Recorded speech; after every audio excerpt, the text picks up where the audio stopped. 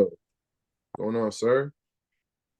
All right, everybody. Roz McCarthy here. Even though my name says Jodeci, I'm Roz, founder and the CEO of Minorities for Medical Marijuana. I'm so privileged to be here tonight with you guys. You could be spending your time anywhere else doing anything with your family, with your business, just lounging. The fact that you're here with us tonight, we're very grateful. I'm excited about the information that's going to be shared tonight. I'm excited about being a part of this project. I was introduced to Jake Bergman, who is we are a part of his project as an organization.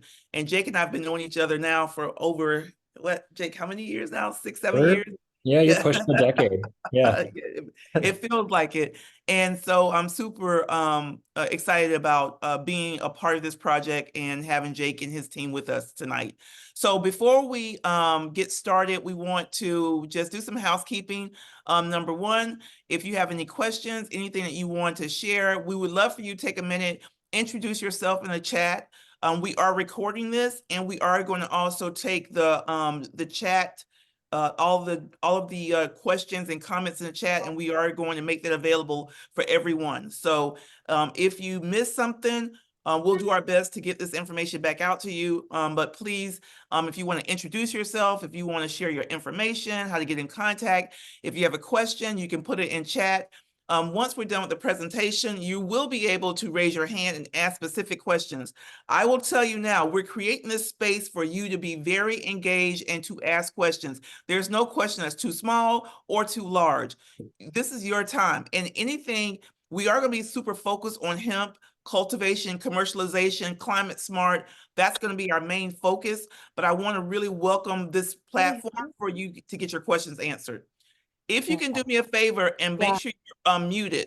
So put yourself on mute. I see some folks that are not, so I'll make sure that I'll try to mute you, but make sure you put yourself on mute. And that's pretty much it. So let me introduce my team. And if you want to come on camera and raise your hand, that'll be great. I see that we have one of our newest state directors. We have Brooke there with us from Ohio. You want to just wave to the camera, Brooke? And then we also have Jodeci Gonzalez. Jodeci is our Chief Operating Officer with M4MM.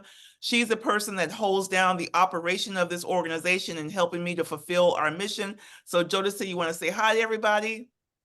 Buzz, everyone. It's a pleasure to be here and such an honor to learn with everyone tonight. I hope you gain much information from tonight and big takeaways. And if there's anything that you ever need, you can always reach out to me at m4mmunited@gmail.com. And I'm happy to help. Thank you all. Thank you, Jodeci. Making sure I get all of my M4MM leadership. I see Danielle Motley out of Northern California. So thank you, Danielle, for being on. I think I saw our M4MM hemp farmer family, Keith Parker out of Maryland. So hey, Keith, wave at everybody. Keith Parker, it's good to see you, brother. How you doing, sis? I'm so good. I'm great. I'm so good. I can't even be better, honey. Listen. And there we said Danielle. So she just waved at everybody. Am I missing any more M4MM people that are our leadership team that are on? Let me make sure I'm going through. Got Maryland over here. Oh, there we go. Nate Hicks from Maryland is here. So if you're in one of these states and you want to get connected with our state directors, Nate Hicks is out of Maryland, and I think that's everyone from the M4MM side.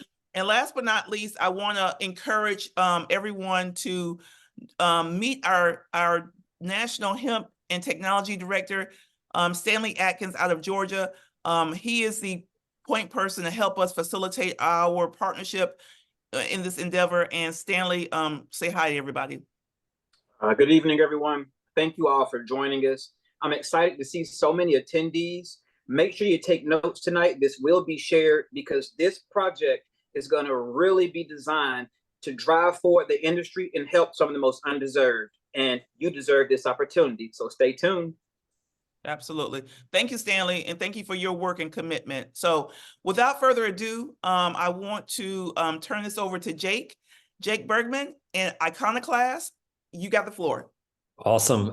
Roz, thank you so very much for putting this together and for taking the time tonight and with your whole team to put this on for us. And really thanks to everyone. This is for taking the time. This is the very first time that any of us are doing this. So I want to start by begging your forgiveness in advance as we work through it.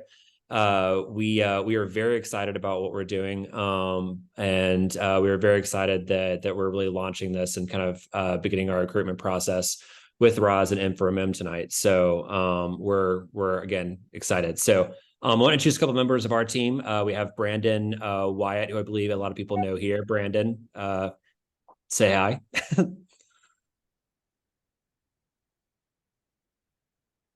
Hi, hello.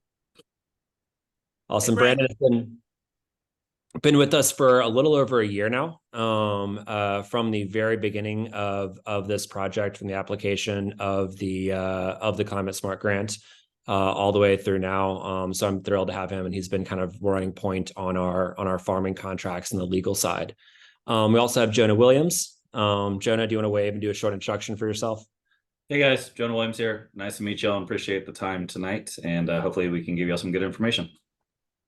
Okay. And I'll do a short introduction too. Roz, if you have the ability to do the co-host, so I can share the screen here in a minute. Yes. For those who don't know me, it's great to be here. Again, Jake Bergman. I was been an investor and an entrepreneur in hemp and cannabis industries for going on a decade now. And this is a project, like I said, is very, very cutting edge. And so I'm excited to introduce it to everyone tonight.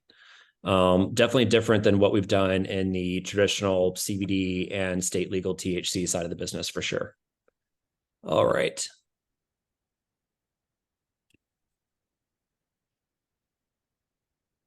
Let's see. Can everyone see this presentation?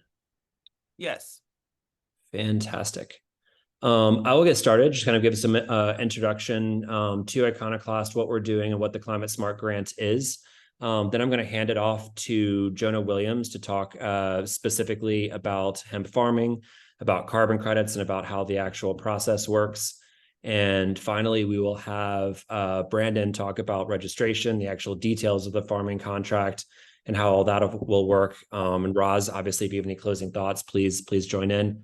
If there are questions as we go through this, we're going to try to keep this part of the meeting pretty quick and hit the highlights. So I would say just hit the questions in the where you can type in the chat next to us. And then once we kind of get through this and maybe the first 10 or 15 minutes, we'd like to spend the remainder of the time doing a Q&A. So you can get all of us. And the team here has been working, just as a kind of a way to kick this off. We've been working for a little under a year. The grant was officially issued. Iconoclast Industries was actually the first out of the entire program, about 141 companies to get the grant agreement in place.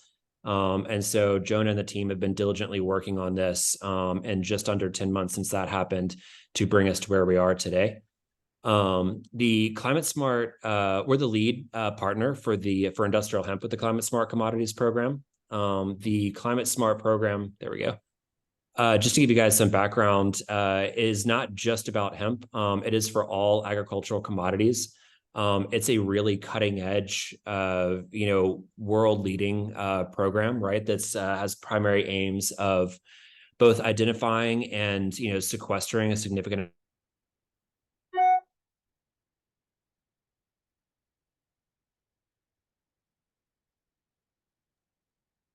Jake, can't hear you. Can you hear us? Like Jake? frozen. Jake, can you hear us? Oh, yes, ma'am. Okay. Can you hear me? Now we can. Start from the beginning, please. I'm going to take my video off and see if that helps a little bit. So, Okay. the total, can you hear me now? Yes. Is that working? Okay, fantastic. The total program, like I said, is 141 companies, and it's a $3.1 billion program. So industrial hemp, we are one of 3 industrial hemp projects that comprise a little under 0.5% of the entire USDA Climate Smart program. The goal of this program, as you kind of see outlined here, is to incentivize farmers to adopt stewardship and good agricultural practices that are efficient in terms of reducing emissions, reducing fertilizer runoffs, and other type of negative externalities from farming. Like I said, we are in one of the first batch that was issued. Our primary goal is the commercialization of this program. And tonight we are kind of initiating the farming recruitment side of this. You'll see outlined here, this program is going to reach 60,000 farms, totaling something around 25 million acres. So we are just one part of a much bigger effort by the United States and the USDA to make a really big impact in the climate space. All right, Jonah, do you want to start with the what is climate smart to kind of take it from here? Sure. So the basis of this program is something that USDA has named climate smart farming practices. And essentially there are hundreds of these practices, but all of them are based on things that can improve the soil as well as sequester carbon. There's certain things that can be done through farming. There's certain things that can be done. I think you muted me on accident, Roz. There are certain things that can be done from the farming perspective that allow you to sequester more carbon and are less damaging to the planet health as well as the soil health. The specific categories that we have are the 7 that you see on the screen. Conservation crop rotation, that is essentially just a crop rotation. So if you standard plant corn or soybeans or wheat or really anything there, if you're starting to rotate that crop with a hemp crop, you qualify as a conservation crop rotation. Secondly to that is residue and tillage management. No-till goes along with reduced till. Tilling, for those of you that aren't are kind of new somewhat to some of the farming space, is more or less just a plow. It is what you're doing to rip up the earth and rip up the dirt. The problem with that is that every time you're tilling, you're releasing all of the carbon that you sequestered in that soil back into the atmosphere. So you haven't actually done the job of sequestering that carbon into the soil towards holding that carbon and not releasing it into the atmosphere. So there's those two practices are 2 of the others. Nutrient management is just like it sounds. Adjusting what you're using on nutrient. There's a lot of fertilizers, a lot of pesticides, a lot of things that you can put on the ground that have negative implications. Some of those things have runoff that run into the water sources. Some of those things just get released into the atmosphere because of their nitrogen rich or there's methane in them. So reducing or changing your nutrient is another thing that qualifies.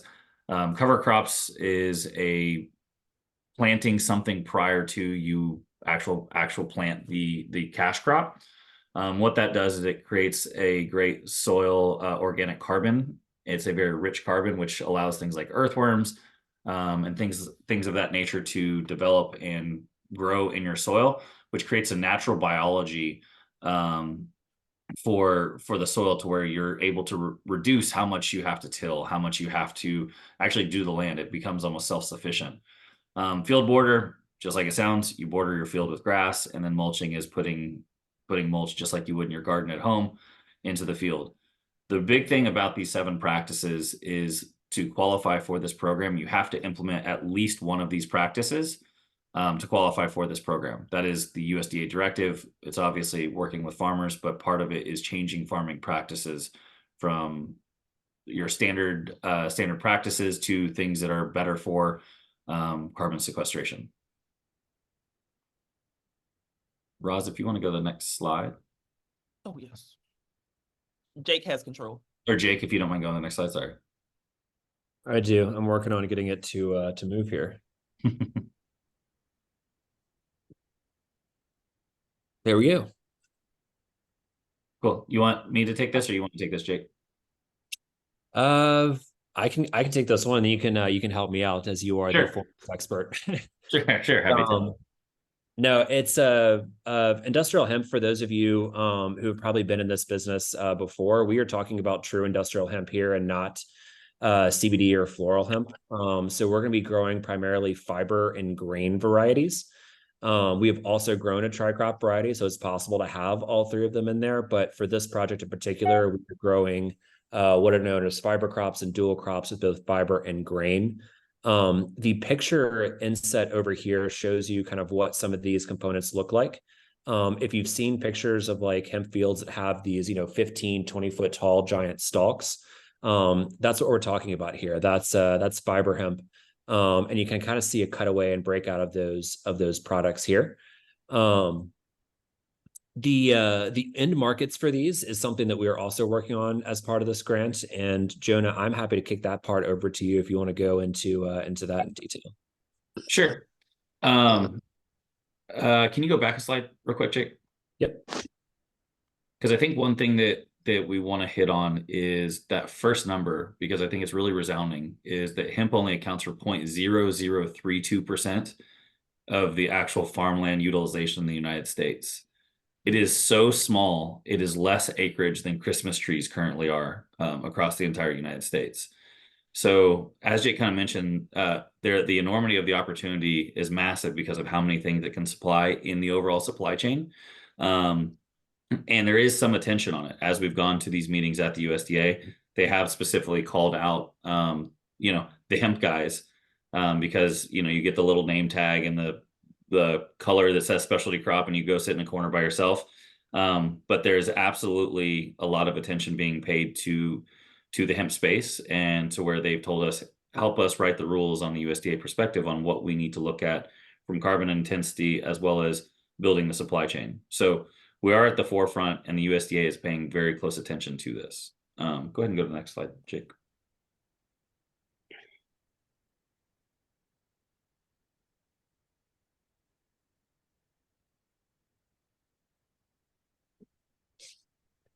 Jake, you mind going to that next slide?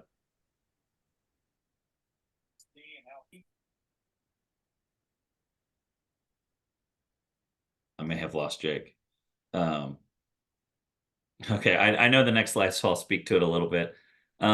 Essentially, there are three factions of the hemp plant itself. Once Jake comes back and can change the slide, I guess we completely lost Jake. Roz, do you by chance have the presentation? I do. Go ahead and Sure. and talk now. I'll keep chatting to it, but if you don't mind pulling it up. Yeah. The main constituents we're talking about here is a grain crop, which is just your raw seed, a fiber crop, and a herd crop. Fiber and herd both come from the stalk and stem of the plant itself, and the grain is just something that is basically at the top of the plant, depending on the varietals that we grow. The grain crop can be utilized to press for oil. It can be used for protein. It can be used for animal feed. It can be used for things as crazy as it sounds, like jet fuel. There's a lot of supply chains that we're looking at and working with. I'm sure many people have seen at the shelf the hemp hearts, which are a heavy protein source. I've got a lot of friends that is their protein source when they go vegan, is they go to the plant-based, which is hemp protein, specifically because unlike some of the whey proteins and things like that, there is no dairy in it as well. It's very rich in omega-3 and omega-6. But that's the grain varietal. The fiber and herd model, I think we're on slide 6, Roz. If you don't mind, thank you. The fiber and herd, the fiber has a lot of different, everybody has heard for years the rope component as well as textiles and clothing. There's things that you can even do, such as bioslurry with oil wells. There's also things like bioplastics, where we've worked with a company in the hemp space to where they're working on creating plastic packaging with fiber as well as herd materials. Herd, I think the biggest thing that people have heard and see the name for is hempcrete and building materials as well as animal bedding. Those are probably the main aspects. And then as Jake mentioned, the carbon side is something that we have to track on an annual basis on all of our carbon usage and all of our carbon emissions on every single farm. We have a software that's helping us do that, and we'll touch on that a little bit later. But these are things that are going to be, So yes, can you repeat that one more time? You have to track what again now? we have to track our carbon emissions as well as our carbon sequestration. So there are two things that we have to do, and the USDA only cares about the soil component. So they don't care about the biomass as much. They only care about the soil. Places like Canada already have a cap and trade market where if you go over a certain level of methane emissions, you are taxed on that, or you have to buy carbon offsets. There are markets that exist. But the entire process that we're having to do is every single year, we have to report and give the USDA how much carbon we've sequestered in the soil, which is why some of those climate smart activities are so important. The more of those we're able to do, the more we're able to sequester soil, and we're doing soil samples on an annual basis as well to actually see how much carbon we're sequestering. You can go next slide. Sure. I'll talk about this the next couple slides as well. I don't know if Jake's back on, but I'll keep talking. So sorry, y'all are gonna have to listen to me for a little while.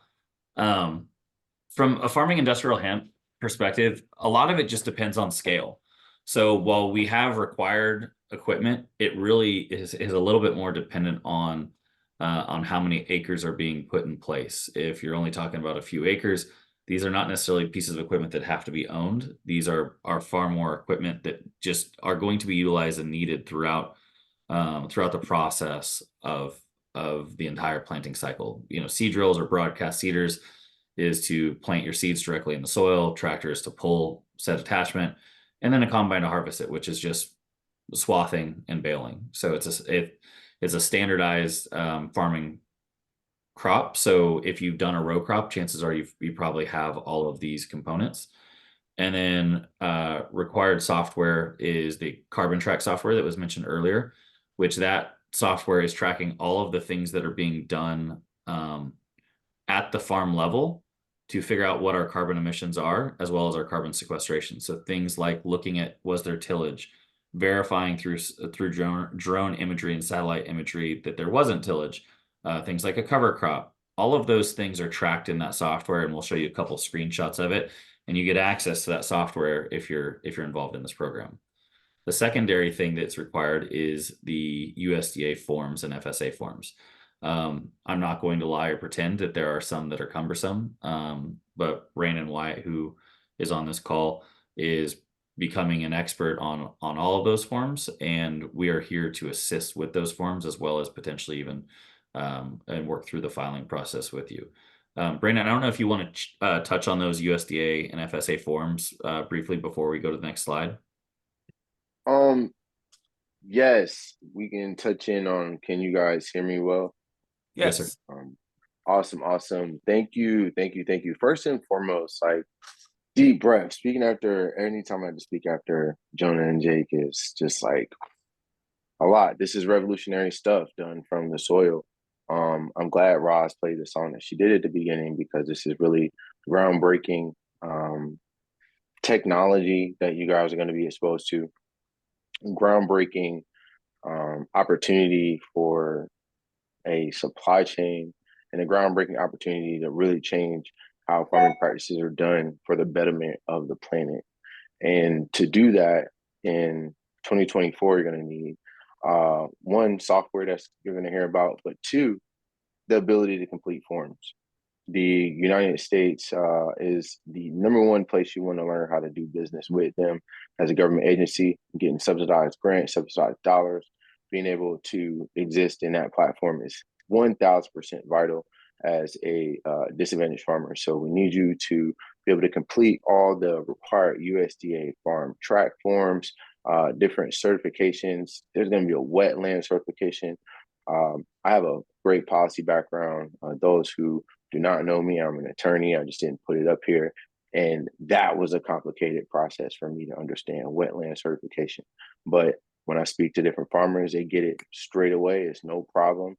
They understand their property, they understand their plot. They would fill out these forms, certify the land, and qualify for government dollars, as you guys heard earlier, as a specialty crop, which is important. So there'll be a little bit more about how to do that. But Jonah, did I cover what you needed, sir? Yes, sir. All right. Thank you. So just to briefly touch on, and I'll preface with, this is immensely complicated. It is a little bit like speaking Greek sometimes when talking about carbon sequestration. I think a lot of people are still learning overall what the carbon market means and how it means. And even then, you're having things like the data that is being sent in is not adequate. So this is something that people are consistently learning and learning more and more of. But more or less, I think that photo kind of pretty well encompasses it. The main reason for carbon sequestration is as simple as the sun, photosynthesis. That is what is being absorbed by these plants. That's what's going through the root system. And then you're storing that in that root system as long as you don't, rip up that soil system. It's just like anything. If you're ripping up the top layer of something, the bottom layer is going to get exposed. It's the same thing with the soil. So essentially, the entirety of the process is, as we mentioned earlier, it is taking all those nutrients in from the sun and what the earth already gives, having changes in farming practices to help sequester all that carbon, and then taking more soil samples to prove how much carbon has actually been sequestered. Through that process, we will need to utilize this carbon track software, because that is it's called MMRV, which is measure, monitor, report, and validate. You're required to utilize an MMRV software to be able to prove how much carbon you sequestered. That's just a way to show that you've done what you've said you've done, and you're even to that point, you're attesting to what you're saying you're doing. So that process it's kind of simple. We try to make it as simple as possible as far as how that data is captured, how that data is input, and then we're the ones that are going and battling with the different boards on how many tons of carbon has been done. That's not something that you guys or any of the farmers have to battle. That's something that we do through the project and through the software. If you want to go to that next slide, Rose. So this is just a couple screenshots of the software. This isn't too deep into it, but more or less, and these are all just sample farms. This isn't real data, but you get a viewpoint if you have more than one farm. If you have one farm, it doesn't matter. It's mapped for you. You also have a dashboard of seeing everything and seeing your past things that have been done or your past activities. And then the screenshot on the right is you're seeing all the different things we're tracking. When did you plant? Did you add amendments? Excuse me. If you had irrigation, what type of irrigation did you have and when did you irrigate? Did you do any tilling of the land? Did you have any grazing? When did you harvest your soil samples? There's all of these things are being tracked in that system, but it's all done through an app. It's already available in the App Store. So everything is tried to make it as simple as possible, depending on the size of what you have. If you do have access to things like the John Deere Command Center, which I know is expensive. I mean, on all the farms I never had it. So congrats if you do. It's a great system, but it's not cheap. But we can integrate directly with that system. So if you do have that system, all of this data will actually get pulled directly into the system to where you don't have to input the majority of the data because it's already being pulled in. So yeah, so that's kind of the basic. And of course we'll train everybody on usage of the software. We'll line everybody up. We'll get their FSA numbers. We'll get all of their legal entities within the system.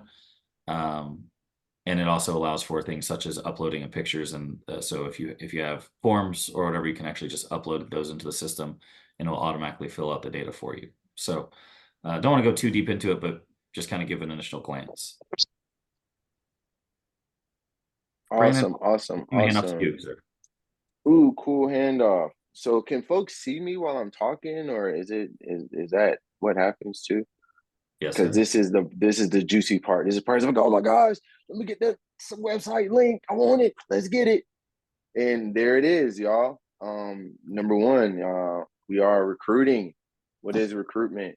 Recruitment is looking for amazing, bright-minded, forward-minded individuals who want to utilize their land in a way that is forward, conscious, and creates a revenue stream that's not just related to what comes out of the ground, but what you leave in the ground and how you work on it. I think this is an amazing opportunity. I'm an Army veteran from North Carolina. I think it's important to say where you're from when you talk to large groups of people. I believe in farming. I believe in agriculture. I believe in this project. I believe in everything about it, that it is empowerment, and the United States recognizing through the hard efforts of fearless leaders like Jonah and Jake, the need for this type of genius recreation of opportunity for farmers who are identified as so underserved or socioeconomically impacted. And these are categories that are defined by the USDA. And so we're going to be running this grant for about 5 years. And so individuals are going to have multiple opportunities to hear from me, meet with folks, see you at conferences, meet with Roz, get information, develop their opportunity, because this is not fly by night. There are serious commitments here. I would not like this to make folks think that it's easy. I don't think farming is easy. I think farming is one of the hardest commitments. I know we got some good folks on the phone here tonight that I see have worked in farms and have worked really, really hard, and they have told me this is love too. So if you love both the farm and the opportunity, we're looking for those like-minded individuals who are here for those improvements towards sustainable practices. The link here on the website is our first website run. I think we got her up and running and humming earlier today, tuned up for you all to go in and explore a little bit, get some more information from the USDA and whatnot. And once you see a little bit more and see the documents and the things that are available at this point, you can go ahead and leave your name, information, and we can keep going forward. The reality is not everybody who applies is going to qualify. However, folks like myself are vested in ensuring that everyone will be evaluated fairly and with dedication. I think that's important to say. One of the key things, Roz, whose name is Jodeci right now, she's hiding on Jodeci's name. She'll pull me up. These are realities. Hey, how are we going to make sure that individuals are getting the opportunities to requalify and get any kind of things that are corrected in their application and or in their certification process to be best qualified if they were not initially best qualified, right? This is important. That's what we're going to do here. So don't feel like just because you're not all the way ready that we don't want to hear from you. We do. And we'll select the first round, right? We got first round draft picks. We got to select the best, the brightest, the most dedicated, and the most paperwork ready. And we'll talk a little bit here about paperwork readiness and some of the things that we can provide and throw out there for paperwork readiness. And that'll be super easy once we get there. But kind of in total right now, between the software and between the actual hard hemp, we're looking for between 150 acres and 2,500 acres. So we're going to need some space. So we're going to need multiple applies, and we need to tell your friends and things like that. I seen the question, and it was there. It said, is it a region, selection, or preference? We have 8 service states. That information is going to be on went over now, and it'll be on the website and things like that. And there are factors that are considerations, but please just let us know where you are.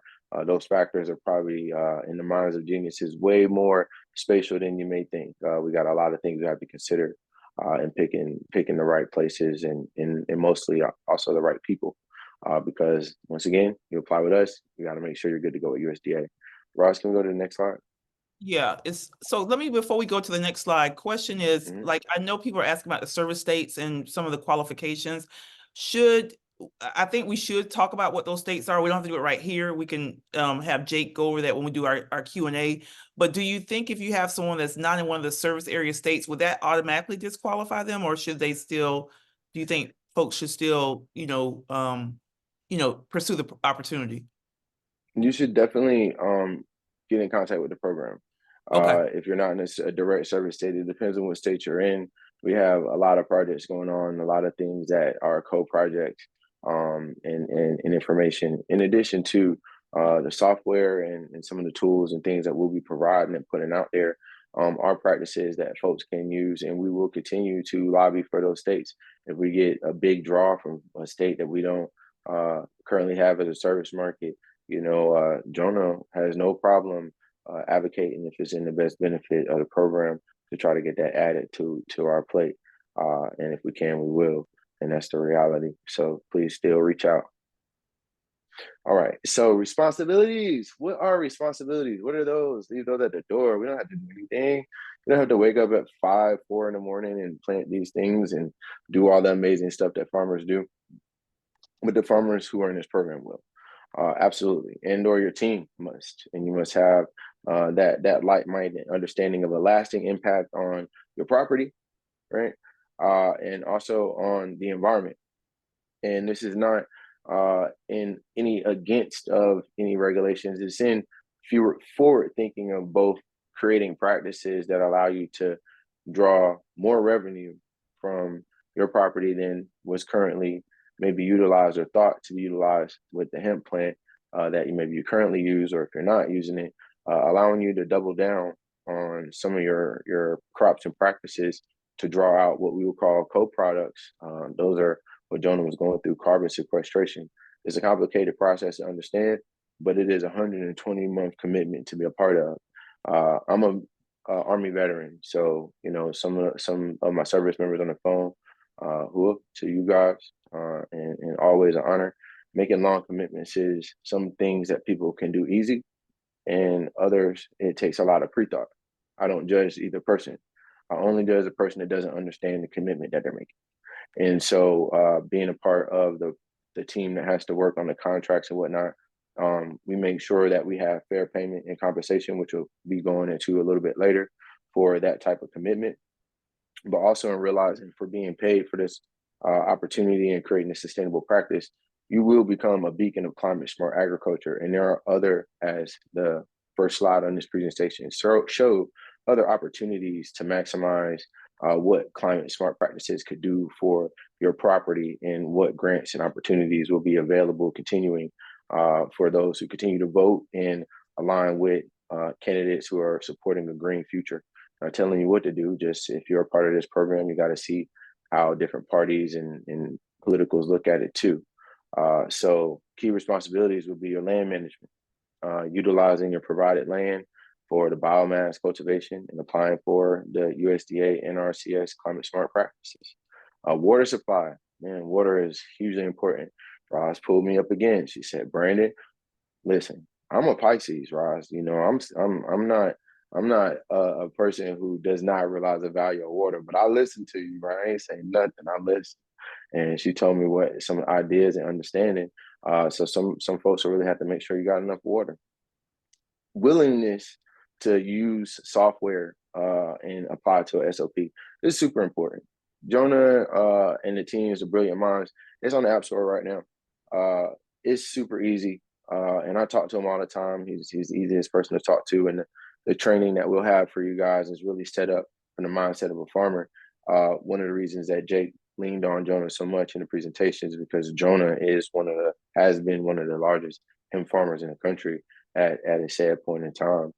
He is very, very experienced, and in that also very, very crafty, and use that experience to draw down on how to make something easy enough to understand, and still have the strict requirements that are being placed upon us by the United States to make sure that we capture and understand the measures, values, and reporting that's required to capture carbon and to show that we're doing the work. So the software had to work, and we've been working on it the whole time. So sorry for the wait for some of the folks that have been hearing this for a while, but now being able to use and being willing to have yourself and your team members dedicated to SOP compliance. If you're not willing to do that, please don't sign up. I'm just going to ask you not to, because we don't want to have to go through anything in that process. Everything else I feel like is probably going to be a little easier. Labor and equipment. If you don't have the equipment, Jonah mentioned there are different ways that folks can make sure that is not a barrier. And there's different choices and things that'll be at your discretion still, and your responsibility to make sure it's done right. Like irrigation, flooding, overhead drip, all the things that I have no idea about. Please trust, I don't, but you do. If you're farming, then you'll be required to do that. And so the things that I know all kind of stuff about, and things I wish I never knew, abiding by regulatory compliance. Man, when we get in this together, we are truly in it together. The same person I am here talking will be the same person we'll be talking when you're doing great. The same person we're going to talk if something not going so great, because we need to fix it.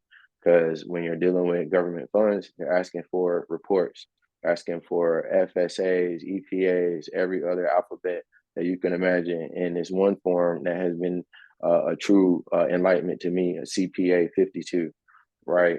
Wetland conservation. So we'll have some options that we can help represent you in different ways for some of the compliance, for different certifications. You're going to have to be paying attention and attuned. And some services that we may be able to get you all. We're going to go to the next slide, Rod.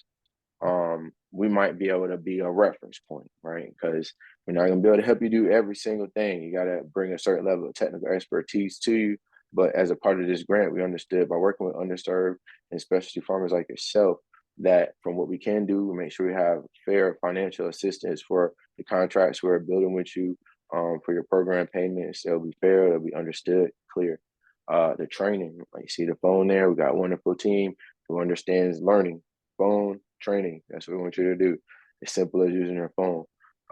Soil and genetics, we have some provisions there. We'll give you some options at your cost, and part of your program payment, you'll be able to get that. Expert-led focus groups. Man, we love focusing, and thinking deeply is hard. I run a program called BCB Mastermind, Elite for all the individuals on the phone that are in it. And Roz is taught in that, and we talk about a concept about having to think deeply, and it's hard. And so we want to get the lessons learned from you all. We want to learn. We don't pretend to be experts. We're your property. We're working to overlay something that we're really feeling could work to help the country. We're going to need your help. So we're going to need you to participate. Some folks don't like talking too much, different things. But if you're having some problems, we're going to have some focus groups. We want you to be able to come give us some lessons learned so we can get better, and we can get better and grow together. And that's ongoing support consultation. And of course, so performance monitoring. It's not about being good or bad in this. We're testing some stuff that we don't even want to talk about, but it's about being able to adhere to the practices in a fair way and use that training and use those tools and software in a way that's awesome. And this last slide down here, Roz. Gotcha. Then I know y'all are tired of hearing me talk, that's for sure. Farmer direct services. So we're gonna make sure, like I said, we're gonna give you a triangulation of options. And for MM, some of you, as we evaluate and go through qualifications and some of the questions that will be asked of your farm, about your farm, we may not be able to provide you the help to get qualified for that first class, right?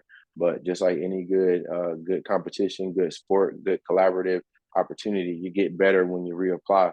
And we're going to have 5 years of this opportunity, right? So you get the support services from some vendors that we can maybe give you some direction on how to get in contact with. And what I don't like to call remediation list, I like to call it a continuous improvement list. I'm committed, and I'm saying this on the phone, to working with my team to make sure that we can help provide anybody who's not best qualified a continuous improvement list, some things that they can do, and a list of services and folks that they can get in contact with to get themselves in line for this program and others that could help you out to the Climate Smart Grant and program. And I'm going to pass it back over to my fearless leaders to answer questions and stuff like that there. I appreciate it. Thank you. Thank you so much. Jake, you're there? I'm here. Okay, so I'm going to stop sharing right now, and then I'll have it here so I can flip back to it if there's a question or what have you. I know I had lots of questions, but let me just, Jake, as Brandon just kind of finished his part, do you want to summarize everything from your perspective and talk about what you see is going to happen in the next, 3 to 6 months? Yeah. The path forward from here, just so that, everyone's aware. Like I started off this conversation by saying that we were excited. It's the first time we've done this, right? It's a pioneering program, right? If anyone here has worked in the hemp and cannabis industries, you know what it's like to be on the front lines when both you as the business and the government as your regulator are both trying to figure out how it's all going to work together.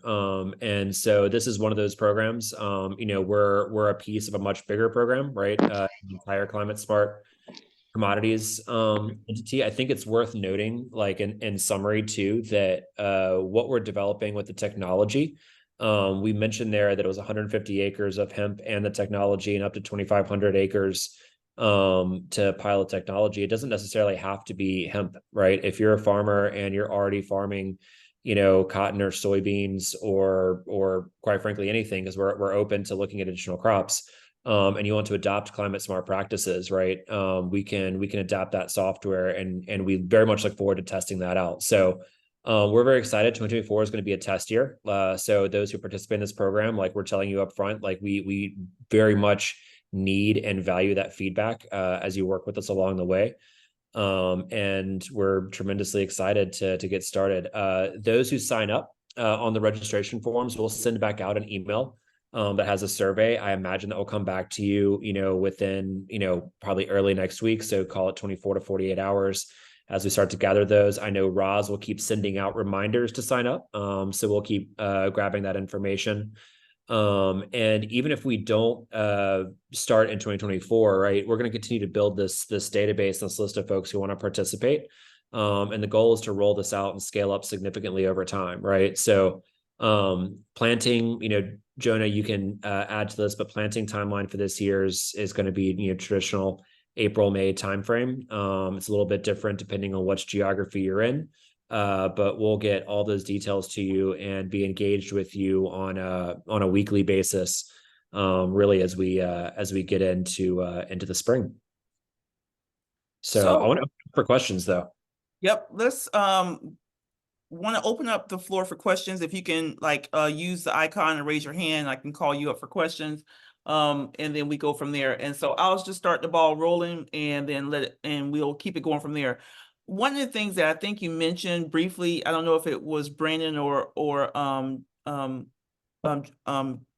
Jake, it was about certification. If one participates in this USDA backed grant program or what have you, what type of certification can they maybe possibly be able to earn? And what does that certification mean? Why is it important? And more importantly, how can they monetize that, or what can they do with that? Can I take that one, Jake? Yes, sir. So 2 parts there. So one part, you'll be required to make certifications, right? About what you're doing, where your land is, the farm tract, your SAM number, your registration, wetland conservation, and other certifications. So that's one part. And the other part is, yes, being able to, and I'll let Jake grab that if he wants to, being able to be a part of this side of the program does come with benefits in that label, but 2 parts. Sure. Okay. So there's 2 certifications in 2 different veins. So there's some self-certification as a farmer that our farmers will have to certify or what have you. And then what I was talking about was after the program is all done, in regards to maybe a benefit certification that you get for participating in the program, what does that look like? And Jake, I'll let you go. Yeah, that's I mean the USDA is actively trying to figure that out too, right? One of the milestones that we're developing is an actual climate smart hemp label and logo, right? And labels are very important to the USDA and a lot of those agencies. And so one of the benefits of participating, right, is as this program gets rolled out, and you see labels, whether it's going to be climate smart or good stewardship, right, depending on what that certification is. Those who are working with us will already be performing and meeting whatever those standards are. We're actually going to be setting the standard, right? So that's kind of what's very unique about this opportunity. Great. Awesome. All right. I see Mr. Eric Range on. Eric Range, you are on deck. There you go. Ask your question or unmute yourself. Hey everybody, how y'all doing? Hey, my sister Roz, love to see you, man. Love the hairdo. Brookie asked if you cut your afro, but we'll save that for another day. What's up, Jake? What's up, Jonah? What's up, Brandon? Man, good to see all of you guys. Good to see the ball is getting rolling. My question is surrounding the carbon credits. Do you guys have an anticipated amount of carbon credits that'll be earned by each acre of hemp planted? And then also, what will be or how do you plan to handle the carbon credits in terms of, let's say, ownership of the carbon credits? Is that something is shared between Iconoclast and the farmer, or does that ownership go to Iconoclast? How is that portion going to be handled? Jonah, do you want me to take that one? Either way, your call. Okay. I'll start and you'll clarify. Jonah is our regional expert. That is what Brandon said is very true. The carbon credits that we're expecting to get per acre, that's actually one of the big pieces of information that we're going to be, essentially supplying to the world, right? There are a couple of anecdotal studies. There's a report out of Australia. The estimates are that soil carbon, I'm going to be conservative here at 1 to 3 tons per acre. I think we could probably do better than that, but I think that's a reasonable guess. Part of this study will actually be doing the soil samples across different sites and then publishing that, right? So that will become the USDA's baseline data so that everyone then knows what to expect in terms of carbon per acre. On the software side and the ownership of the credits, that's actually one of the things that we're still working on and building in. The anticipation, though, is that there's going to be that the software itself, because you have to go in and validate these practices, that will actually tie doing that, the actual validation, to different milestones and triggers that issue payments. And there probably will be some sort of carried interest in whatever the ultimate value of that carbon credit is. And this is where I'll let Jonah go in, because carbon credits get very interesting from here. You can do lots of different things with them. And so I'll, Jonah, if you want to add anything to that, I'll let you take it. Sure. The short answer, to not get overly technical, is yes, Eric, there is some level of participation at the farmer side as well as the Iconoclast side. So that's kind of the easy answer. Going into the technical side, the way carbon credits exist, I'm not going to go too deep into this because y'all glaze over the minute I start going too deep into this, is carbon credits are based off of a 120-month time frame. So when you go through a regulatory body, you actually are required to, you get an audit essentially annually, and they're issuing you a percentage of how many carbon credits you're earning on an annual basis, and essentially have a true up in year 5 for everything that's remaining for the next 5 years. And then they withhold a little bit and then kind of go through that. So that's kind of how the payment system works. As far as the expected carbon credits per acre, it's fully dependent on those climate smart practices. So the more of those practices you implement, the more carbon you sequester. For instance, no-till by itself typically adds 1.5 to 2 tons of carbon sequestered per acre annually. So that's basically every carbon credit is equal to 1 ton of carbon. So things like cover crop are about 0.7 to 1.3. So the more of those things that you add to those practices, the more carbon that you're sequestering. There's as low as 1.5 to 2. We've heard stories as high as 7 to 11 tons per acre. So it's fully dependent on the practices that you employ. And can I jump in there? First of all, Eric Grange, are you even in the United States, sir? See why you had to go there. No, I'm not in the United States right now, but and I love you for everything about that. And so everything about that, and the depth of this question, and the fun, because Jonah is the technical, and the fun that's come from learning this, y'all, I must share this with you all, right? And when you look at like the Chernobyl breakdown plant, like in Russia, and it was a whole nuclear meltdown accident. They had so much reforestation. They had different lands come back, all this stuff. That is the epitome of like a climate smart practice, where it's totally not cut. Just even for a good piece of land, maybe this, you want to do this project maybe 1 or 2 times. For some people, run through it a couple of cycles and then not do anything on the land. You will continue to boost your carbon credit higher. Nobody walked on it. No one touched it. It had perfect health. But we're not saying you have to. But there's just so much extreme of what we're testing now. And we get to work with top universities. We didn't even talk about that. We're going like the University of Florida. We're working with like Stockton University. We're working with giant, massive companies who do carbon MRV validations for the country and taxation, as Jonah talked about before, and testing instruments. So we need you as a part of this experiment and to validate that exact number of what makes a land clean again, like a Chernobyl, or like where you are. What is climate smart? How can we interact with the land, indoor designate rotations and whatnot, that all the farmers will understand better. But for folks who just have land and may want to participate and even do contract farming, have people come in and do it for a couple of times and leave it, and just leave that land untouched for a while, you might earn more in carbon credits. It's true. Yeah, it's a lot to be tested here. Yeah, and my, oh, go ahead. I was going to say my last question, and then I'll be quiet. Go ahead, Eric. Do your last question, and I'll. Yeah. In regards to, I know there's already markets out there for carbon credits, but is a part of this grant going to go towards developing new markets for carbon credits that are derived from hemp cultivation and these climate smart practices? I'll take that, Jake, if you don't mind. Yes, there is. So one of the requirements of the grant, and Eric, I think this is what you and I chatted about a few months back. Gosh, it's probably been 6-8 months now. Time flies. But yeah, one of the requirements of the grant is us actually creating an online marketplace for the hemp industry supply chain. That is inclusive of carbon credits. We're also working with some of the certifying boards right now, because they don't necessarily have the sales mechanisms. They are essentially the people that say, yes, you earned them, but it's not something like you can go on eBay or Amazon and say, I want to buy a carbon credit. Can somebody sell it to me? Part of what we're doing with this carbon track software is because we're tracking everything that you do on an entire farming basis. We're essentially going to grade that carbon credit. So we have, based off of how much information is input.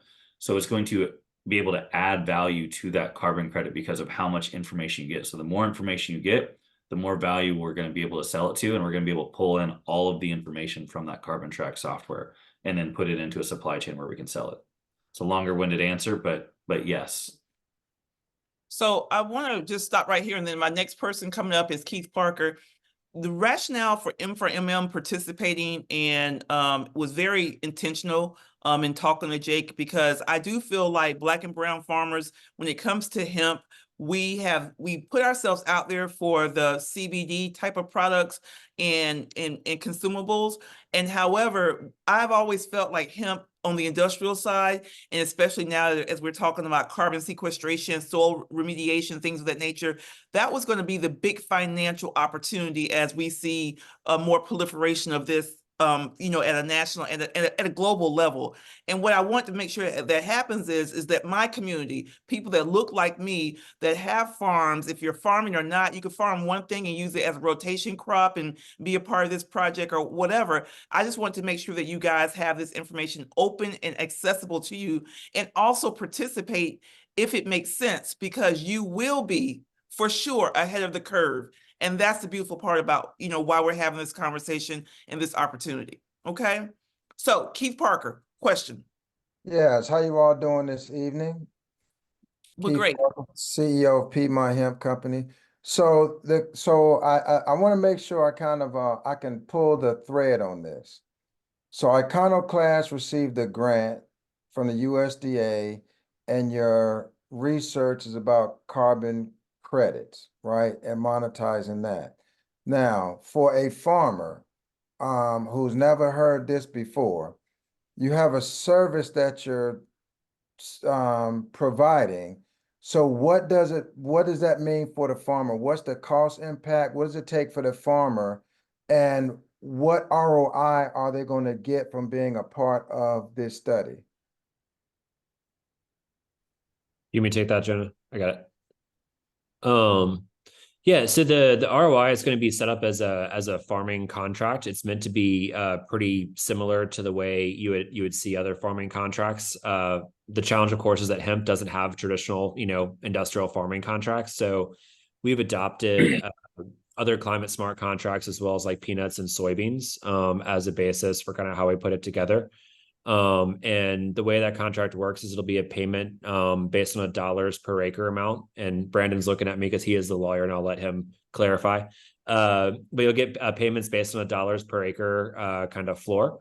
There'll be milestones based on, where you are in the process, and then a total amount based on the harvested weight, plus bonuses for the climate smart practices. And Brandon, did you have stuff to add there? I saw your face. I mean, I was making sure I'm playing defense on the back end, making sure we got the links up and everything buttoned up tight and all the stuff. I seen someone in the chat say the link wasn't working that Miss Gonzalez put in there. I wanted to make sure it wasn't on our end. So just double checking everything twice, and that's the same with this process, y'all. One of the things that will come out to you all in the actual contract is the vesting schedule and what we can anticipate that we've been allocated in our program at this point in time to pay at max for what we can offer to be a part of the program and to acquire information, data, and your commitment for that 120 months as possible. That's kind of the reality. And that's why I wanted to be sure to even speak about, for me, a little bit my background, what I did, where I'm from, because I believe that committing your farm or land for 120 months is either a decision you're going to make very quickly, or one you're going to take some time to make. But either way, make sure you know what's going on. We're going to have a contract for you. It's going to show the schedule based upon the payment that we can at present provide for that. And once accepting of that payment, yes, you are committed to the practice and conservation practice after for that period of time. In reality, and even in the good way, as Jonah kind of hinted on there, the vesting schedule of when it actually accounts. And farmers are used to this. Tax credits is just like if you get a crop or a house, 3 to 5 years, you got things to claim stuff, depending on what it is. So this is a 5-year claim in that world. So it has to exist in that practice state for a minimum of 5 years for you to qualify for any portion of that vested payment, which will be located in that percent of the contract, which will be based upon how much land and production you're bringing to the table that we're able to qualify to use. So that is definitely the lawyer answer, but it's your property, so you should want that. So, going back to Keith's question, and in layman's term, there is some remuneration, but it's not commercial remuneration. If you understand where I'm coming from with this, right? Commercialization is multiple of those dollars are different from a contract perspective. And I'm just speaking out, and Jake and your team, you can tell me if I'm hitting the right place. This opportunity, you have to look at it as there is an opportunity of revenue, but also there's other different things and other different resources and opportunities that are going to be afforded to be a part of this program. And you will have to decide if the time commitment and also what the financial that you do get back at that level, whatever that financial that you do get back, if to weigh that and see if that makes sense for you and your farm and your business, so on and so forth. Now, if you're already using farm management tools, and I referenced the John Deere Command Center and some of these other different tools, there might be a lot of duplication that you're already doing. And so you being able to participate in this program, it could be a very easy fit, right? And so that's where you being able to apply and then ask more questions. If you end up signing up and you're saying, yes, I'm interested, that doesn't put you on the dotted line yet. That means, okay, we need to qualify. We need to date a little bit, right? We need to, let me date you. Let me get to know you. Let me figure out where the fit is. We have some other different things that we're going to look at, and then let's go from there, right? And then if it then takes off, then you can know that the commitment that you made is very clear. I've told Jake, I've told Brandon, I've told everybody on the team, what will not happen under my watch is that you will not feel like, 100% they're committed to making sure everything is transparent, that is clear, that you have clarity, that you can ask questions, because, we are a sub-awardee in supporting this grant, but I can't sleep at night if I know that I'm not doing my best to make sure that these individuals that look at ROS, look at M4MM as a trusted resource, that we don't make sure that you have all information as possible available to you to make your decision. So I just want to make sure that that is clear. Does that answer your question, Keith?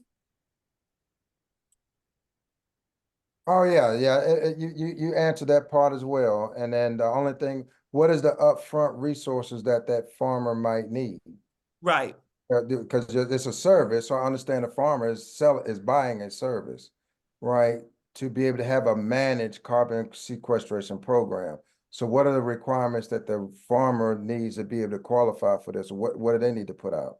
Absolutely. So two different parts, right? To be able to farm the hemp, right? Some people might have land and they want to use a contract farmer. However, that works for you. You got to be able to qualify, land hands and people to do the good work and harvest. You rent the equipment, whatever the case may be. Farming is an intricate sport too for people. I have neighbors the whole time with chickens, pigs, and the rest. I'm like, I don't know how you do it, and they love doing it, right?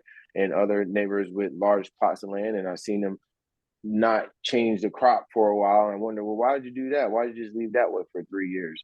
And well, that's how you get the land back to where we can grow good, greater food and get what they wanted on it. So these conservation practices are innate to many farmers.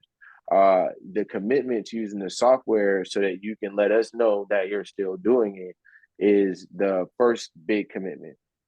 And the second big commitment is understanding how much land you feel like, one, you have that will qualify in the state, and what your level of experience or preparation for hiring the proper experience is, and letting us know what that is. And then after that, then if we feel really good, you got all your initial intake paperwork with USDA stuff together that registers your land as proper farm. That's a FSA number.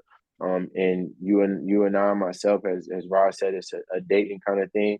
I mean, I look at it as I'm just here to help steward the next generation of sustainable farmers. So we're here to be of support. So we hope you choose us just as much so in all things, and that's reality. So some of these other tools that you need that they pulled up on the screen here can be rented. Some folks already have them. Some folks may do large scale farming in your experience. Even though farming hemp in particular is not required, your experience would be taken into consideration.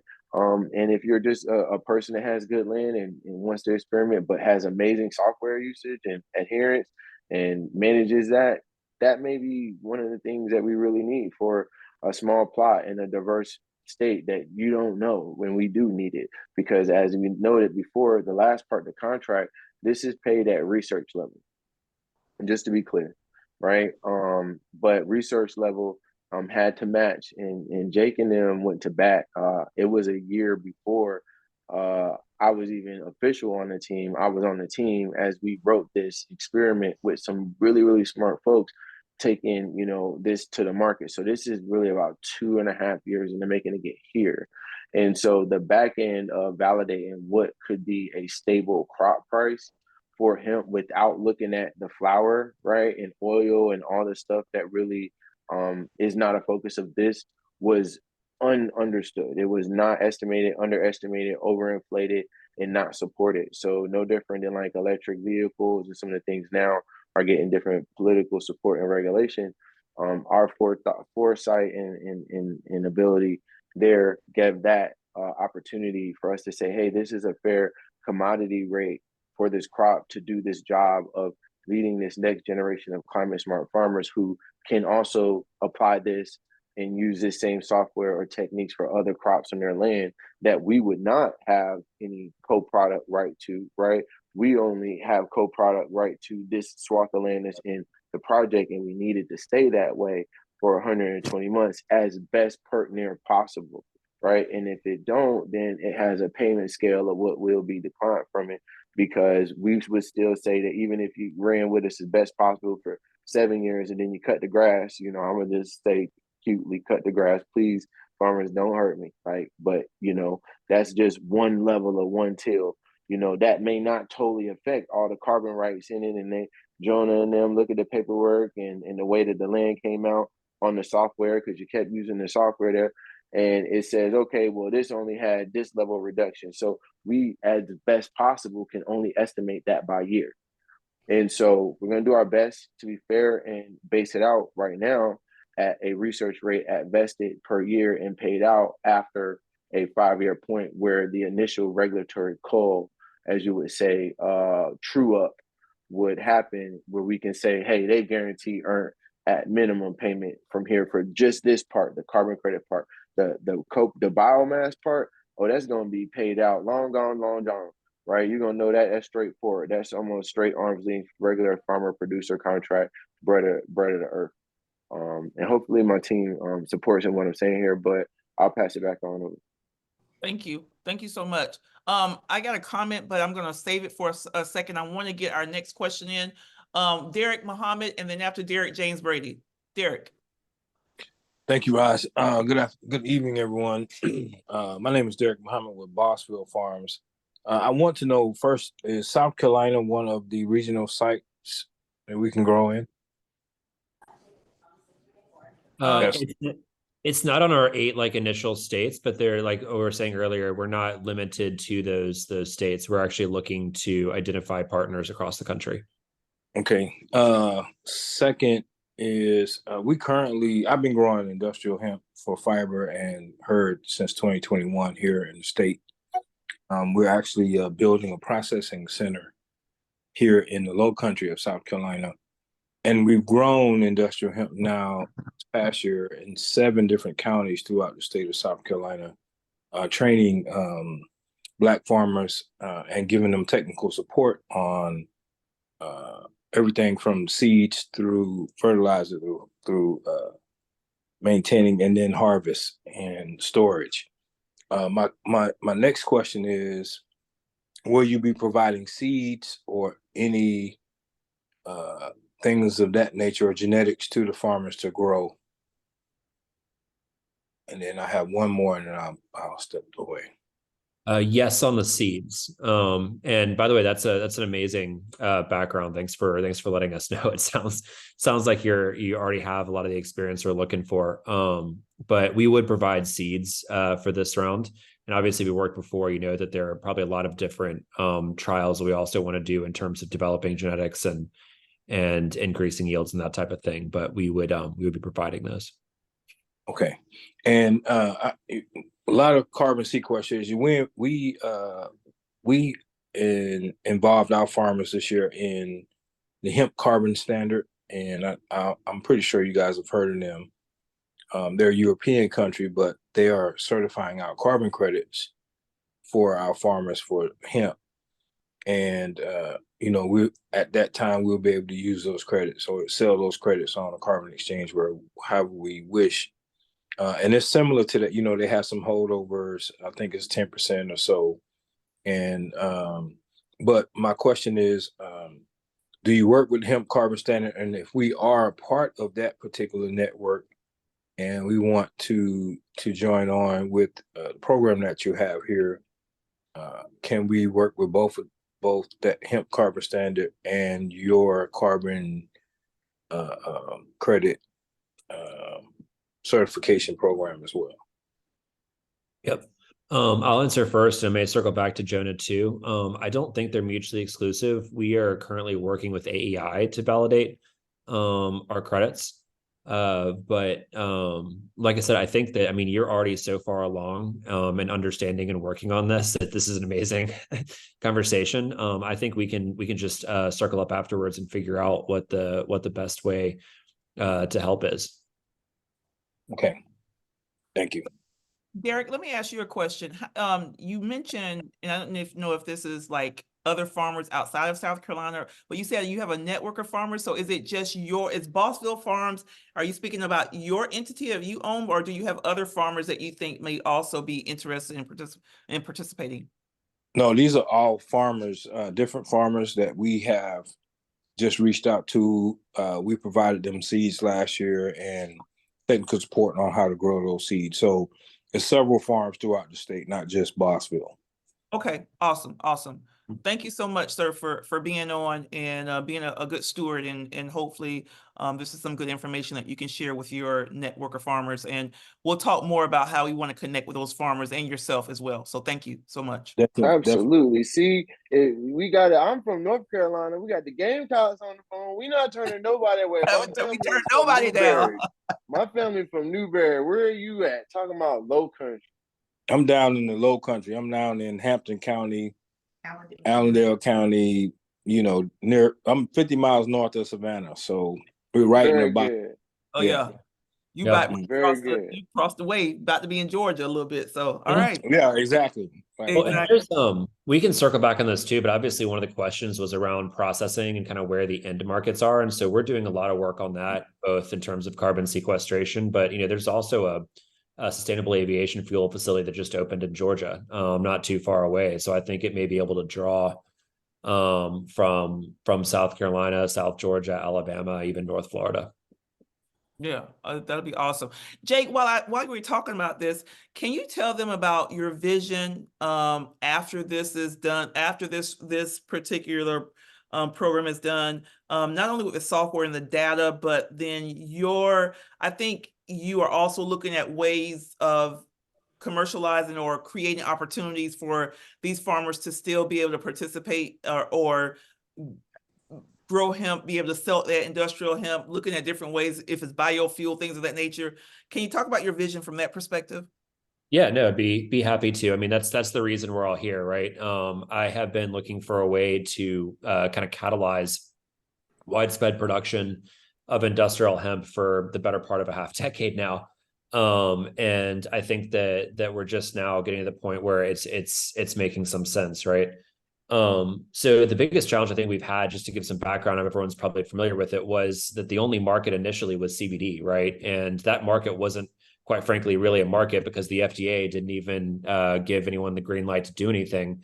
So after the 2018 Farm Bill, they really left hemp farmers out to dry, and not, in a terrible way. And so, this grant and this program, part of the reason I'm invested in it was because we specifically wanted to go after government programs and subsidies, right? If you look at the other crops, if you look at soybeans, if you look at corn, if you look at cotton, et cetera, agriculture has enormous subsidies. And so as hemp farmers and hemp, companies, we're operating at a tremendous disadvantage, right? I mean, not only has it been illegal, everyone else is getting massive government subsidies, and we're not getting any government subsidies. We're getting extra taxes, extra testing, extra this, extra that, right? And so my vision is that we really need to break down all those barriers. Hemp needs to become a major crop. And if you look at the main number that Jonah pointed out, which is how small a percentage of U.S. farmland is currently in hemp, right? There's enormous room for this industry to grow. The question, of course, is how do you get there? Going from 100 acres to 10,000 acres is not easy. How do you go from 10,000 acres to 1 million acres, right? And then you look at corn and soybeans, and those crops both have about 80 million acres in the United States, right? So the challenge is scale. And where we really hope this program will shine in the future is that, as Brandon said, we're all beacons of climate smart agriculture, right? So everyone who's participating and starts now over this next 5-year cycle or 10-year cycle, right? You're really learning the fundamental skill set that's going to be necessary for the markets of the future, right? Hemp is a unique crop in the sense that it is carbon negative, right? And you can use it to replace every single product that petrochemicals are currently made of, right? That's everything from renewable biodiesel to renewable gasoline, renewable jet fuel. You can, make protein products out of it. You can make building materials out of it, polymers, right? There's a huge market for polymers. And the way to get to all these markets, right, probably starts today and starts with programs like this. Because if you kind of read the tea leaves of where the government's going with these things, right, the EPA and other agencies, are saying that for government contracting, right, if the government's going to start purchasing things, whether it's housing through HUD, whether it is the USDA's Buy Our Preferred program, or whether it's the Department of Defense, that they're going to want to start to see in these labels and in these products that they are carbon, low carbon products, or better yet, zero carbon products, or in our case, for hemp's case, negative carbon, right? And so there's just an enormous societal shift towards these carbon negative feedstocks, and that's what we ultimately want to capture. I'm probably waiting on way too long now, Roz, but the ultimate idea though is that people who participate now, right, you're getting a seat at the table at the very, very beginning and at the ground floor kind of a thing, and it can go in so many directions, right? We've already talked to other hemp processors, and it's been pretty easy to say, okay, well, we're gonna focus on carbon here. They're gonna focus on chicken feed there. They're gonna focus on insulation there. I just found out about what's going on in South Carolina. It sounds like they have their and there's so much room for everyone to work together. That's really the goal of this whole program. Awesome. Next, we have my friend out in California, Mr. James Brady. Go ahead, you got the floor, brother. Hello, Roz. How are you? Happy New I'm good. Year, So everybody. Good to see your face, man. So good to see you.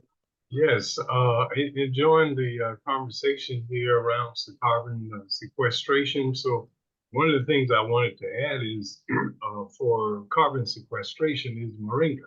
The moringa sequesters carbon 20 times more than any other tree on the planet. As a result of that, if you're looking for carbon offsets at the end of the growth of the hemp, why not do some companion planting as you row crop and plant the trees, because the beneficial it could be used, the moringa leaf extract could be used as a biostimulant. It sequesters carbon. You also get a nitrogen fix while you're around the tree. It'll clean up all of that acidic soil, so you can get a double bang for your buck at the end of this fifth cycle. And the tree itself grows very well in an 8.5-9 zone. And you have to cut it back down to the ground during the winter months. But I know already it grows well in South Carolina, North Carolina. Nebadai Farms is a friend of mine that grows it there. There's some studies done at North Carolina State. So, and I'm a long time grower of moringa. The benefits of it is just unbelievable health-wise. It's a nutritional supplement, but it's also a very good companion to marry these two plants for industrial use to actually obtain more economic prosperity in the future, since this is going to be a 5-year window. So it's the most talked about tree on the planet right now around the world, and I think you find a lot of interest, in particular for those that are looking to get to become part of this project. So think about including that tree along with the hemp plant, because it's a biostimulant. It's going to grow some of the most vibrant plants that you can even think of, and it's going to clean up your soil on your property. So at the end of the 5th year, I think everybody will be very happy with that addition, whether you thought about it or not. But that's something I think is in this 24th year now. It's a great companion. Yeah, I love the idea. It's actually one of the practices, to do the crop rotations and cover cropping, right? So that would, I mean, again, this as Brandon was saying, it builds on itself, right? So if you start adopting these practices, and really these are just good stewardship practices. It's the best way to maintain your land, right? And then as you start doing it, the benefits and the payments on those benefits, they really start to compound, right? So, what we've heard anecdotally from farmers is that it really is about an overall commitment. So Steve Groff is one of our primary consultants on this, and his entire farm is committed to this, more organic, natural way of growing things, right? And he's been doing it for years now, and is a leading advocate, and his soil health is incredible, right? So he's like, I don't know why we till it, strip the soil and lace it with fertilizers, but that's just what we've been doing for the past 80 years, and so maybe it's time to question that a little bit. Yeah, my last question is this all outdoor production? Yes, sir. Okay.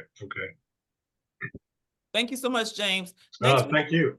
Yes. Next, we have John Cato. John, you got the floor.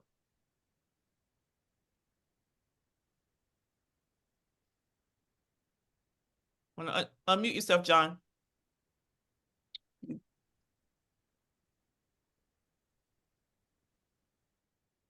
Okay, John, I'm going to come back to you. Next, we have CJ Carter. CJ, you got the floor. Hey, what's going on, everybody? Hey, Roz, what's up, Stan?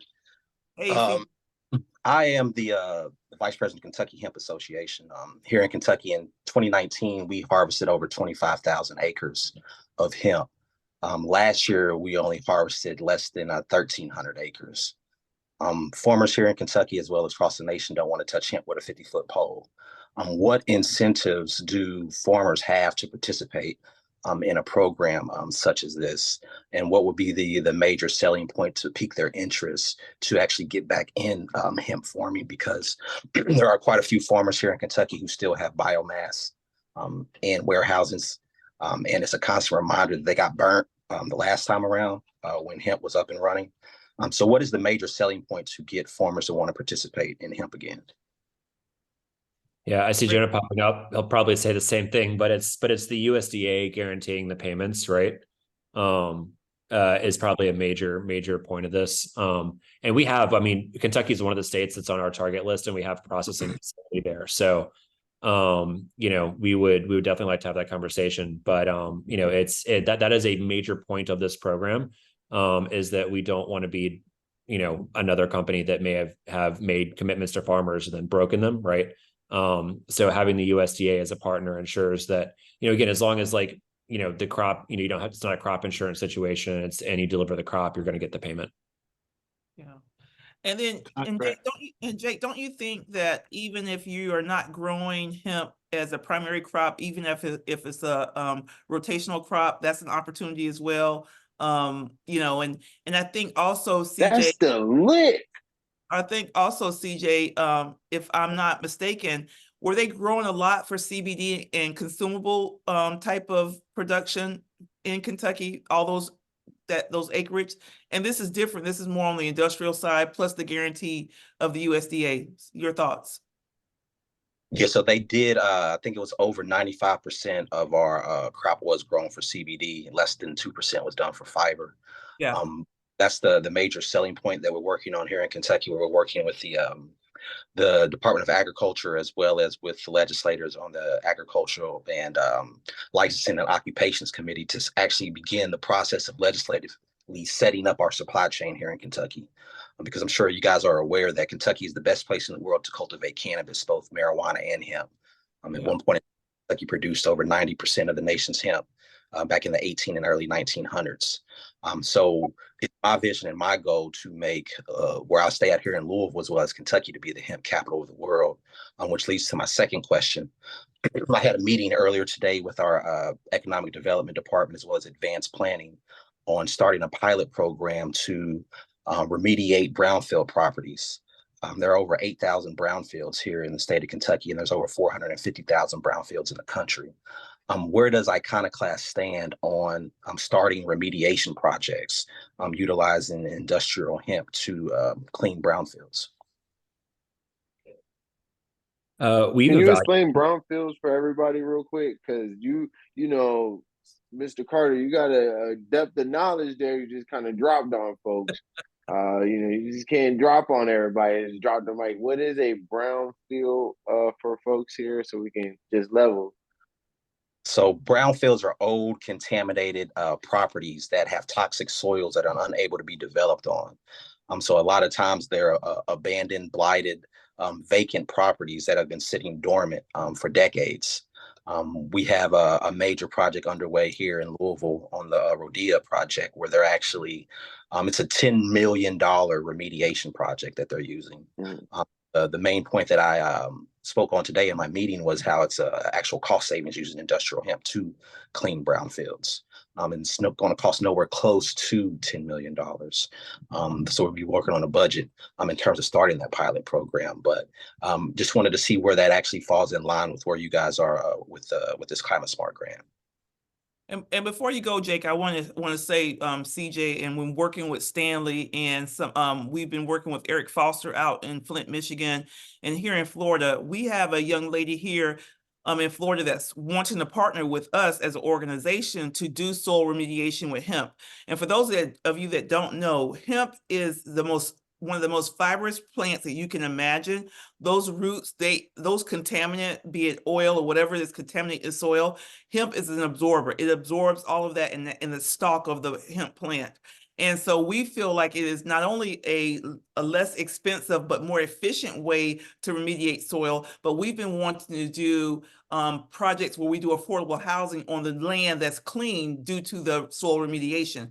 And affordable housing directly impacts our community. So that's something just on the M4MM side that we've been looking for these type of projects. And I've told Jake that we want to bring those projects, or the potentiality of that, to Iconoclast, and then be able to have farmers who may be in that area, or farmers who can help us go and plant that crop to remediate that soil and watch it, and be able to benefit from us being able to do affordable housing, like being developers and developing housing that would impact low income communities. Because I will tell you this, 60 to 70% of the brown fields that you see, gray fields are not as contaminated. So gray fields and brown fields, 60 to 70% are in urban areas and in the Black and brown community. So, and that really totally affects our community. So I'll stop right there. And Jake, your thoughts? Hey, CJ, I just really quick before Jake goes, CJ,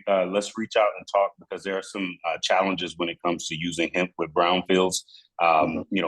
Before I got into the cannabis industry, I was working for an environmental engineering firm, and we focused specifically on brownfields. We ran a youth environmental conservation corps. But there's some things that, will get in the way, in particular, depending on where the brownfield is located.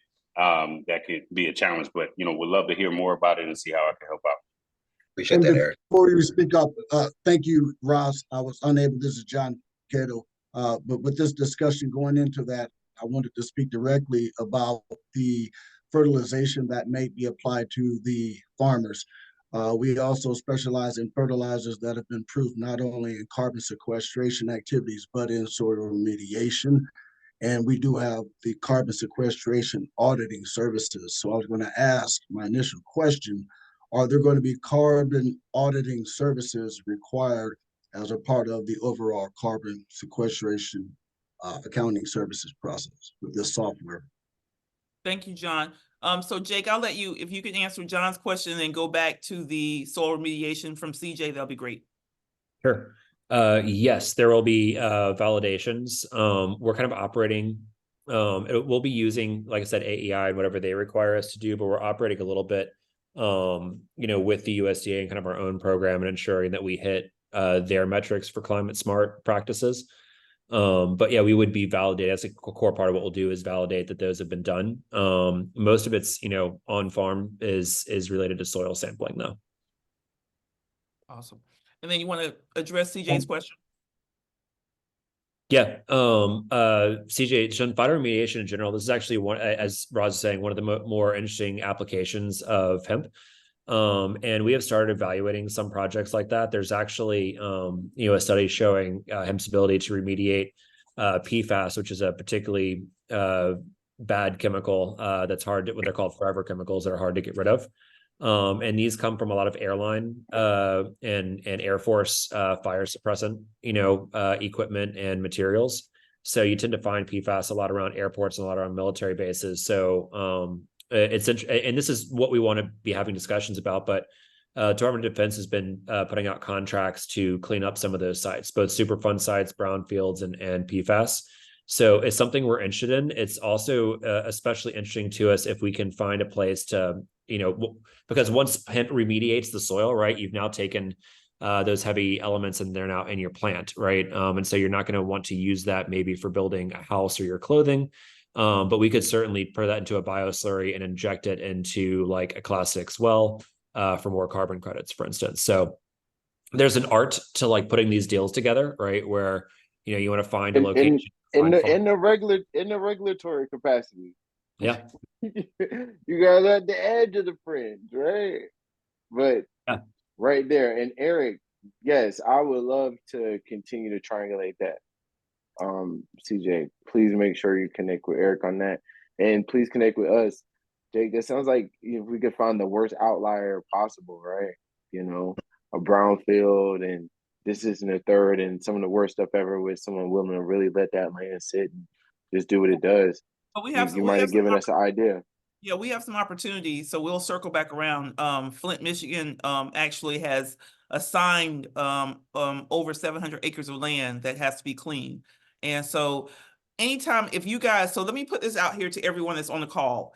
You live in a neighborhood, if you have a county official, if you know a mayor, if you know a city councilman, if you know the city manager, and if they are someone, and if we know that there is land that is not being able to be used, especially in our community, or you just have someone and you go, hey, you need to talk to these folks about just affordable housing and soil remediation. Basically, it means taking unusable land that you can't put anything on, that's just sitting there blighted, being able to clean that soil up, and then being able to build infrastructure, commercialization, housing, whatever you want on that land, right?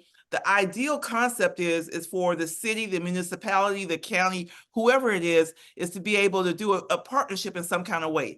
Maybe it's working with a nonprofit like M4MM or working with Iconoclast, but you get the land on pennies on the dollar. Maybe it is for $1 with the agreement that if you're able to clean it, then you then bring your, if it's an affordable housing commitment or agreement, you bring the developers to then create affordable housing for the people in that community. And it becomes a win-win. And if you don't think you can make money in affordable housing can be advantageous for a private capital company, it can be. So you can do good things, but make it affordable and create, generational wealth through housing for individuals who don't have it. So, yeah. All right. So let me go. Derek, you had another question? Actually, Comment? yeah, I was actually going to comment on the water situation, and it was one of the things we were just talking about. It just escaped me. I don't know. But How about the I water? really, We have water. So I saw in the information there was a question about whether you had irrigation on the property.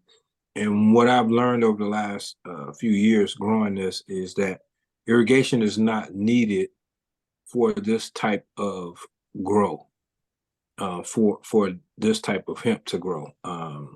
Just as with CBD, I grew CBD the first couple of years as well, and I continue to grow it. But what I found is that I have not used any irrigation with the industrial hemp that I grew for fiber and herd.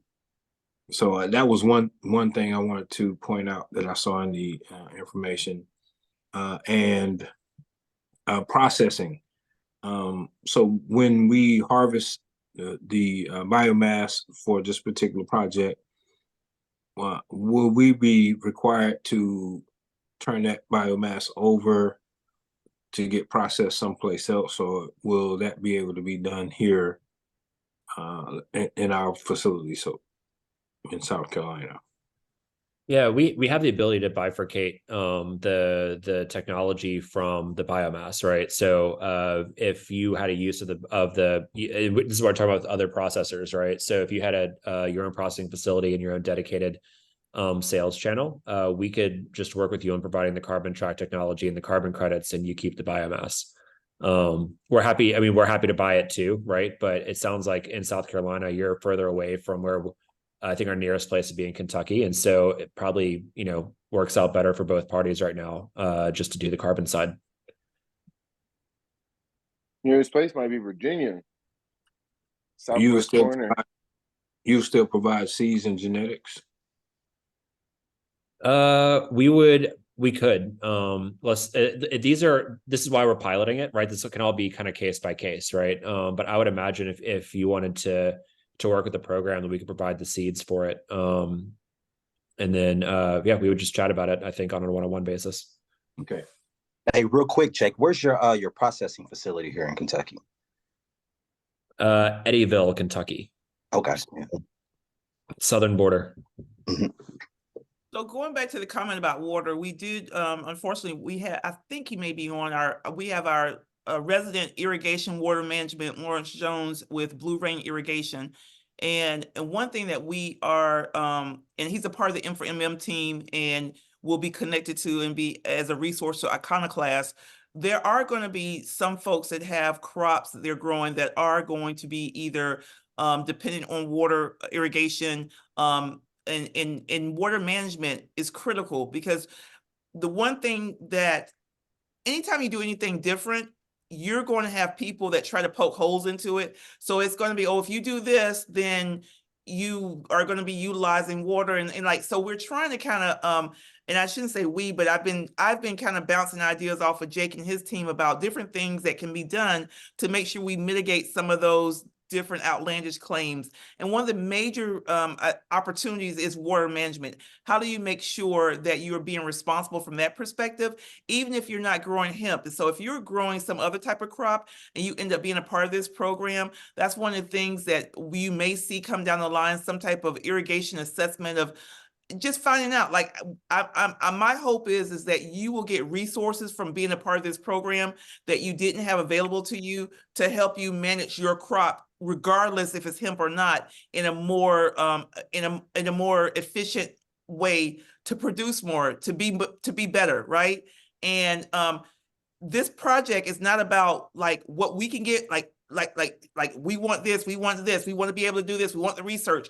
It should be, and my hopes are it's a win-win for both parties involved, so that there is some resources and some walkaways that you get from from participating and being a part of this whole entire this program and project. So hopefully that makes sense. But you know, I'm just trying to fight for the little guy as I also fight for our participation, and I just want to make sure it's fair for everybody. Great job, Ross. Thank you. Try to do my best. So listen, guys, gotta have some water. Gotta have that water. You gotta have a little water. Gotta have a little water. But that's the good thing to know about hemp as an industrial, you know. So when you talk about soil remediation and you put it in a place where you don't need the water for it, you just let it grow and do its thing. And that's, I mean, the hemp plant is beautiful. It has so many different resources and different efficacies that we probably haven't even touched on. So it's 7:45. I want to make sure that if there's any other questions, comments, feedback, I think all of my questions were answered. Anything else before we have Jake just kind of wrap us up, and we're going to put information on the screen one last time to make sure everybody is connected and what's going to happen next. Any questions? Any comments? Okay, let me share my screen right quick one last time. Jake, this has been fantastic. Jonah, Brandon, so appreciative. Let's go where we got the farmer responsibility. We talked about that, and registration. Jake, walk us through this one last time, please, sir. Wonderful. The website went live today. Like I said, we really are launching with M4MM today. So this is a monumentous day for everyone. I'm really thrilled to have shared it with everyone. So the website is live. It's just iconoclast.industry/farm.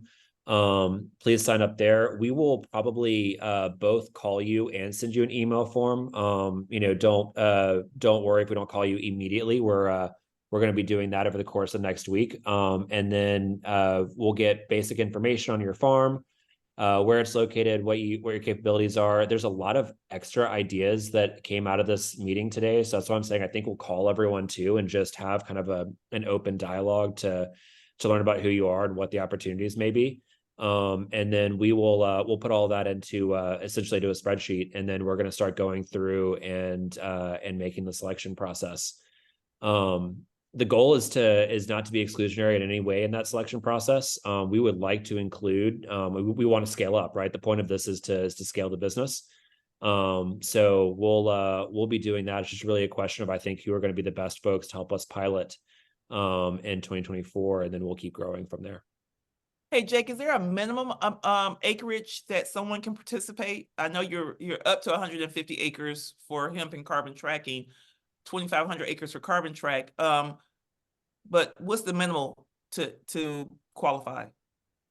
You know, we haven't actually set a minimum here. I mean, I think there's like a practicality of it needs to be more than an acre, you know? But I mean, Rise, hold them there. Hold the line. Hold the line. Hold it. But no, the goal is to see what's available and what's out there. And we don't expect this to be an enormous program out of the gate. We expect to learn a lot. And so we really want to have pioneer and piloting projects. You also mentioned, and I think Brandon mentioned as well, if someone is a landowner, has land, hasn't been farmed yet, or farmland that has not. No, did you? hold on one second, has not been farmed in years or what have you, they may not have a contract farmer that wants to do it. Is that something that you're going to ask in the questionnaire? If let's say, for example, if it's, if it's Derek and he says, well, yeah, if it's in my area, I'll farm it for them. Is that something that you would be able to maybe match them up if that's possible? Yeah. I think that's probably part of the reason we'll make some phone calls, at least at this stage. We're not, as we're just now launching, it's not like we're getting thousands of inquiries a day, which would be very challenging to layer those up. Right. But that is, some of these things will be fairly obvious, right? Because there aren't, the truth is there aren't that many hemp farmers and hemp processors out there. And so, we're going to know where kind of the major hubs are and the major operators, and we're hoping to find and develop new ones through this process. Great. Stanley, so minimum of 1 acre to be interested. You got a whole right there. Minimum of 1 acre, a great attitude, a willingness to fill out all the paperwork. There's a willingness to grow and work for it. I promise you, we'll take you seriously. So as we wrap up, Stanley Atkins, I want to make sure I bring you in right quick. You've been doing the outreach. You've been making these phone calls. You've been talking to farmers. You've talked to farmers who have been burnt. It's specifically from our community, Black and brown farmers who are a little skeptical about anything dealing with hemp. What's your take on those calls, your experience, and what is your forecast? What do you think is going to happen as it pertains to this particular project? And how do we explain this in a way that people want to participate and maybe get involved? Yes, absolutely. Thank you so much, Roz. Thank you, everybody, for the great information tonight. And as Roz stated, yes, hundreds, maybe even thousands of farmers have been burned with the promise of growing hemp to sell all the CBD in the world. So as CJ stated, there are tens of thousands of biomass that's just sitting around. It costs them money to grow it, but they haven't made any money off selling it, harvesting it, anything of that nature. Programs like this are key to moving this industry forward. A lot of times when it comes to the USDA, a lot of grants, a lot of environmental grants, we see them, we read them, we see the screenshots and the articles, but we're never at the table. We never know, it's 2 years down the line, we're like, what, they had a hemp research project?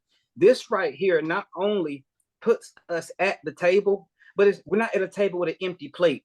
You have a team of resources around you. And I just ask that you be flexible with us, because as you're learning, we're learning as well. And we're really going to do our best to, with those FAQs, the input from tonight, to make it seamless. Now, I know that it's not going to be easy to grow anything, but that's why we're going to have the support here as an organization. The potentiality of this project has international ramifications. If you're really thinking carbon sequestering, water sequestering, building production materials, like the sky's the limit. And I don't even know if that's the limit, because if Elon Musk has any say with it, we may have hemp panels in a spaceship or something of that nature. But I ask that come into this not only with an open mind, with an open heart. Bring an ink pen, take notes. Because when Roz pitched this to me, we had a long talk about how many farmers that I've spoken to the last 2 years that you could not give hemp to. And now we're putting our name of support, we're putting our energy behind it to let them know this isn't just another wild goose chase. This is another soapbox salesman with a bunch of CBD hemp oil. This is a viable program that has long-term ramifications. And I haven't heard much about youth. If you have someone that you're related to, son, daughter, niece, nephew, grandson, get them involved. My son is in sophomore year of college for environmental science at Kennesaw State University.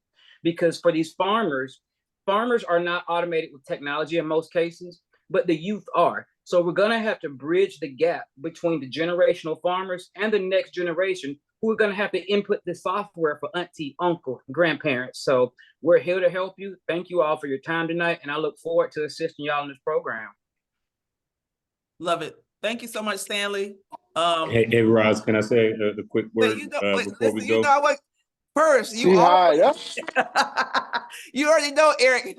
Hi, so we have the Honorable Nikki Freed on with us. Nikki. Hi, Nikki. How are you? But without Eric Range has been the past board chair for M for MM. He's still on the board, but he's traveling the world with family and experiencing life. And we are so blessed. We are grateful for him and thankful for that they're able to experience life like that. Eric always closes us out. So Eric, make your comment and then you can close us out. So you will not hear from me anymore. But I just want to thank everybody for being on tonight. So Eric, you got the floor, the last words. Yeah, absolutely. Hey, Nikki, so good to see you as well. Guys, I just want to underscore, and hats off to Jake and the team. This is the first time that hemp as a crop has been on the national stage in this way. Nikki, Jake, myself, Stan, so many of us have been fighting literally for years to bring this to the forefront. Really pushing the envelope at every opportunity we can to make the federal government step up and support this crop. And so, again, I just want to give a hats off to Jake and his team. I want you guys to recognize that, M for MM started down the hemp track a long time ago because, I saw the writings on the wall that this was going to be something that could create generational wealth for our communities. Hemp, to me, was always going to be bigger than the cannabis game. And I think this is the beginning of it. And beyond just talking about hemp, guys, I don't know about you all, but wherever you are in the world right now, you're probably experiencing some type of climate crisis. You're the effects of the climate crisis. And these are the things that we need to be doing as a human, civilization to really rebuild our planet. And so I'm really behind this project. Not just because I'm a lover of hemp, and you guys know I've been in this game for a while, but because this is also something we need to do to be able to survive as a species. And I do believe hemp is a part of that conversation. So, definitely explore if you are eligible and able to participate in this program. I love to hear what Brandon said in regards to, getting you guys that continuous list of improvements so that you can become eligible if you're not eligible right out the gate, because I think that's important. And in particular, when we talk about our communities, like Flint, Michigan, and others like that, it's going to be us who are going to come up with ideas and ways to save our communities. And so I really do hope that you take a serious look at the program, that you at least explore a conversation with Jake and his team about how to participate, because this is absolutely going to be a game changer for our communities and for the world at large. But with that said, man, thank you all for taking some time out. I know it was a pretty long webinar, but I think it was a lot of good information and very impactful. So again, M for MM is always going to be here as a resource for you all to help navigate your way through this. And we're going to continue to fight on your behalf and, in those closed door sessions, making sure that we are holding everybody's feet to the fire. So that our Black and brown farmers, our communities are able to take advantage of this. So again, thank you all for coming, and we'll see you guys on the next webinar. Yep, absolutely. This is recorded, so we will stop recording now, but we will make sure if you have anyone that that wasn't here that would like